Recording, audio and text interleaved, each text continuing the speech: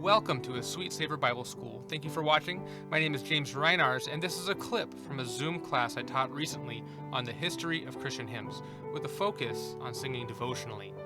There were several parts to the class, but these clips are just of the lecture portion. More information can be found in the description. We're going to talk about the life of Horatius Bonar. Scottish, he's 1808 through 1889. And I'll just, right now, as we're looking at dates, I'll say a quick advertisement for semester number 2. We, in this class 1, we're going to go up to the late 1800s, studying the Keswick Convention. But actually, next semester, we're going to go back a little bit, back to the 1820s, 1830s. There's just too much that happened in the 1800s. So the two semesters will kind of overlap. We'll back up a little bit, go through the 1800s again, and end around the 1950s. So all that we covered in this semester will build and continue to be referred to in next semester. And actually next semester, I'm really excited. That's where we'll really go back to see how people reflected on Isaac Watts, Charles Wesley, Francis Havergal, these people. So register, invite your friends. Okay, so 1808, 1889 spanned the majority of the 19th century. He is considered one of the greatest hymn writers of all time, one of the greatest. He's definitely the greatest Scottish hymn writer, but he's also considered one of the greatest hymn writers of all time. And I'll just say, I found it difficult to find a lot of interesting, fun color about him. He was definitely well known and appreciated in his lifetime and all his fame. He was humble enough to request that nobody write a biography about him after he died. And one resource just said this way: it really shows the esteem his peers and friends and family had for him, in that they listened to him. Nobody wrote a biography about him for a very long time. So because of that, I think a lot of detail, color nuggets it's very hard to find. Okay, Faith, Hope, and Love. The book that we're using as a reference for this class, Christ and Hymnology, had a really interesting observation. He had some colorful ways to put things. Isaac Watts kind of started the evangelical hymn era with hymns of faith. Charles Wesley definitely wrote hymns of faith, but he had this kind of heart on his sleeve, just his whole heart was shed abroad in just a really bold and strong way. He wrote hymns of love. And then Horatius Bonar brings something very unique you do not find in many people before him, if at all. And you could characterize it by hope. He definitely wrote hymns of faith. His main book, 3 volumes of all his poetry, is called Hymns of Faith and Hope.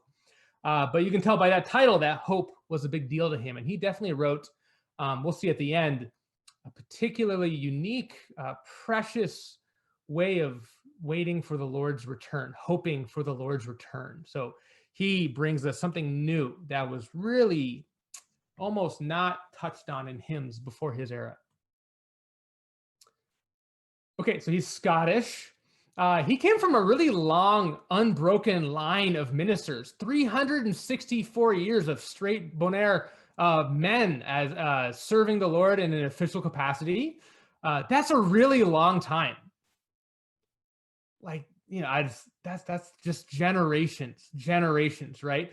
And even in his lifetime, his older brother, John James Andrew, served with him.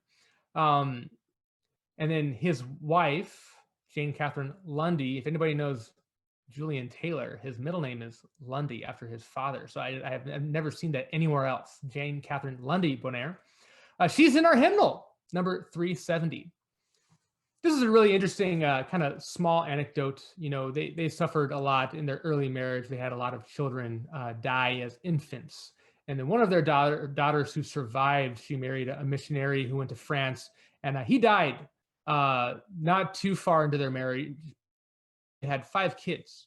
So late in life, Horatius Bonar wrote to a friend, "God took 5 children from life some years ago, and he has given me other 5 to bring up for him in my old age." His daughter, with all the grandchildren, moved back in with him, and he just saw something of the Lord's interesting way of taking and giving in return in that experience. Just a brief look at his career. The age 35, he began kind of like as an ordained official minister, but he left with a schism in the Scottish church called the Disruption Movement. This was very shaping, it seems, to his life and career. A lot of hymns are written in 1843. A lot of things happened in that time, and there was a 10 years up till 1843 where the Scottish church split, and it was split over how much the state and the rich people in the church had say over who became a minister in what church and what kind of control the rich and the state could have over the church. So Horatius Bonar went with the free church movement. You could imagine where they were on that issue with the title, the Free Church of Scotland, right?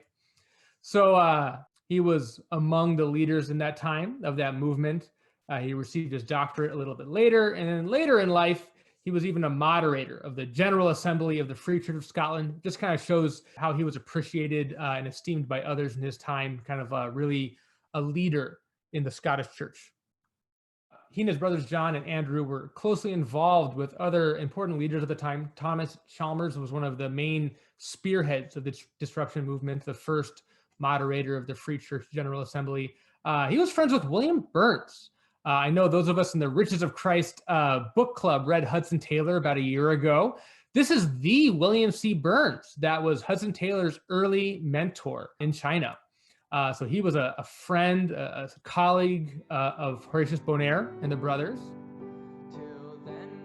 Well, that's the end of our section. You can learn more about a Sweet Savor Bible School on our website, link in the description. There you can find course descriptions and find out how you can join the next class. And for now, I'll say thank you. Thank you so much for watching. May Jesus bless you, and may we become a savor that is pleasing to our God.